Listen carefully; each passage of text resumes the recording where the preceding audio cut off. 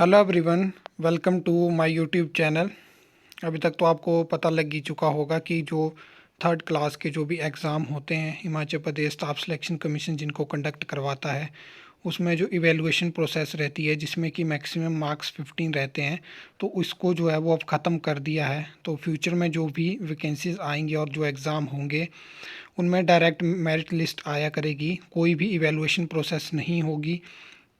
और जो पहले जो एग्ज़ाम होता था वो 85 मार्क्स का होता था और 15 मार्क्स रहते थे इवैल्यूएशन के, लेकिन अब आपको 100 मार्क्स का जो है वो एग्ज़ाम देखने को मिलेगा। और जैसे ही आप कोई एग्ज़ाम दोगे तो उसके 100 मार्क्स के अकॉर्डिंग ही मेरिट लिस्ट बनेगी, जितनी भी वैकेंसीज उस पोस्ट कोड में होगी।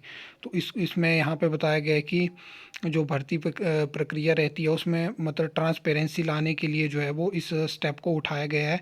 इसकी हम उम्मीद अभी नहीं कर रहे थे, क्योंकि फ़िलहाल के लिए जो हम उम्मीद कर रहे थे वो हम कर रहे थे कि आयोग में जो कॉमन भर्ती के लिए जो रूल्स बने हुए हैं उनको जो है फ़िलहाल कैबिनेट से पास करा जाएगा, लेकिन अभी तक वो कैबिनेट से अप्रूव नहीं हुए हैं। तो मैंने आपको पहले भी ये समझाया था कि जैसे हम कोई एडवर्टाइजमेंट देखते हैं Himachal Pradesh staff selection commission की, तो उसमें जैसे कि हम for example junior engineer civil की बात करते हैं, तो अगर आपने पिछले साल दिसंबर या जनवरी में एक एडवर्टाइजमेंट आई थी जिसमें कि डिफरेंट 4 या 5 पोस्ट कोड के लिए अलग अलग डिपार्टमेंट के लिए जेई सिविल की वैकेंसीज थी। तो अब ऐसा नहीं होगा। अगर मतलब एक ही पोस्ट के लिए एक एडवर्टाइजमेंट में अगर अलग अलग डिपार्टमेंट के लिए वैकेंसीज़ हैं तो एग्ज़ाम जो है वो अलग से कंडक्ट नहीं करवाए जाएंगे। ऐसा पहले हो रहा था क्योंकि अलग अलग डिपार्टमेंट में जो है वो अलग अलग ग्रेड पे वगैरह होता है और आर एंड पी रूल्स भी डिफरेंट रहते थे, इस वजह से दिक्कत आ रही थी और जो सिलेक्शन प्रोसेस वो लंबी जा रही थी। तो यहाँ पे एक रिपोर्ट बनाई गई और वो रिपोर्ट सबमिट करी गई कि जो क्राइटेरिया या सिलेक्शन प्रोसेस रह रही है उसमें क्या क्या खामियां हैं। तो उसमें बताया गया है कि इस चीज़ को जो है वो इम्प्रूव करा जा सकता है।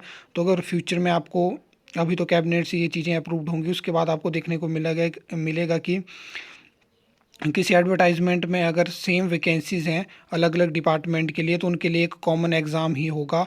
और ऐसे फ्यूचर में रूल्स बनाए जाएंगे कि हर एक डिपार्टमेंट में अगर एक टाइप की वैकेंसीज़ है तो उनके लिए जो सैलरी रहने वाली है वो सेम रहेगी। तो ये बहुत ही अच्छा स्टेप ये भी होने वाला है, जिससे ज़्यादा एग्ज़ाम नहीं कंडक्ट करवाने पड़ेंगे और चीज़ें और फास्ट होना शुरू हो जाएंगी। तो अब फ्यूचर में इसको भी देख सकते हैं। वैसे तो उम्मीद अभी करी जा रही थी, लेकिन अभी फ़िलहाल के लिए वैल्यूएशन प्रोसेस को ही ख़त्म करा गया है। तो अब कुछ ऐसे क्वेश्चंस हैं जिन पे हम बात करने वाले हैं जो कि हमें फ्यूचर में देखने को मिल सकते हैं या हम उनके लिए मांग उठा सकते हैं। कुछ और बदलाव भी हैं जो बहुत ज़रूरी हैं, तो हम देख लेते हैं कौन कौन सी वो चीज़ें हैं। क्या फोर्थ क्लास की जॉब्स में भी जो टेस्ट होते हैं उनके बेसिस पे ही सिलेक्शन होनी चाहिए? तो अगर मैं अपना पर्सनल ओपिनियन बताऊं तो हाँ बिल्कुल, क्योंकि अगर आप थर्ड क्लास में ट्रांसपेरेंसी लाना चाहते हो तो फोर्थ क्लास में क्यों नहीं।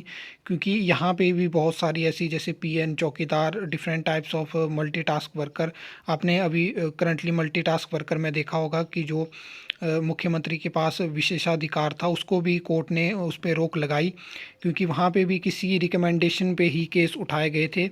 क्योंकि मतलब यहाँ पे अगर आपको फोर्थ क्लास में भी जॉब चाहिए तो आपको यहाँ पे अप्रोच या आपकी कुछ सेटिंग हो उस बेसिस पे ही जॉब मिलती है ज़्यादातर, और कोई एग्ज़ाम नहीं होता है। तो उस वजह से अब बहुत से लोग इस बारे में भी मांग उठा रहे हैं कि फोर्थ क्लास में भी आप कोई छोटा मोटा एग्ज़ाम करवाइए उसके ऊपर ही, उसके बेसिस पे ही सिलेक्शन दी जानी चाहिए। तो फ्यूचर में ऐसा कुछ भी होना ज़रूर चाहिए। इसके बाद जो नेक्स्ट स्टेप है यहाँ पे, जो हमारा Himachal Pradesh public service commission है जो अपने एग्ज़ाम कंडक्ट करवाता है, जैसे कि हम बात करें assistant engineer civil, electrical, mechanical की, तो उसमें जैसे स्क्रीनिंग टेस्ट रहता है, उसका रिजल्ट आता है, फिर उसके बाद इंटरव्यू के लिए बुलाया जाता है। तो जो फाइनल मेरिट लिस्ट बनती है वो आपकी इंटरव्यू के जो मार्क्स रहते हैं उनके बेसिस पे बनती है। और अगर इंटरव्यू के मार्क्स में को टाई अप हो तो आपके स्क्रीनिंग टेस्ट के जो मार्क्स रहते हैं उनके बेसिस पे बनती है। तो यहाँ पे पिछले साल ये रूल्स बनाए गए थे कि जो आपके जो फाइनल मेरिट लिस्ट रहनी चाहिए वो आपकी कंबाइंड रहनी चाहिए, स्क्रीनिंग टेस्ट प्लस इंटरव्यू के। लेकिन अभी इतने सारे एग्ज़ाम हो गए 2021 में, उन पे किसी भी एडवर्टाइजमेंट में वो रूल अप्लाई नहीं करा गया। जहाँ तक मैंने फुल एडवर्टाइजमेंट को स्टडी करा है तो वहाँ पे मेरे को कहीं ऐसा देखने को नहीं मिला है। बाकी उनके रिज़ल्ट पेंडिंग है और उनके बाद और उनके बाद भी कुछ वैकेंसीज निकली है, उनके पहले उनके रिज़ल्ट आए तो वहाँ पे भी वो चीज़ें देखने को नहीं मिली।